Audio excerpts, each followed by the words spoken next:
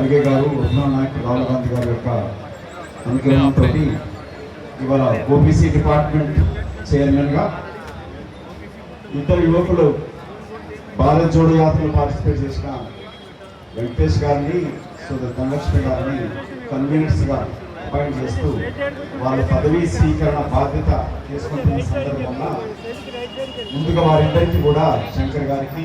కన్వీనర్గా నియమించుకున్న వెంకట గారికి, ధనలక్ష్మి గారికి శుభాభినందనలు తెలుపుతూ ఏఐసిసి వినయ్ గారు కూడా ఉన్నారు,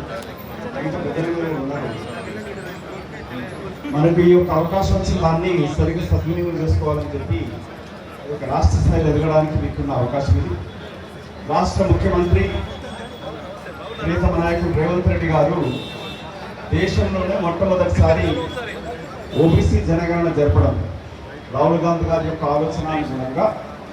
ఓబీసీ కులగణన జరపడం 100 సంవత్సరాల క్రితం జరగలేదు.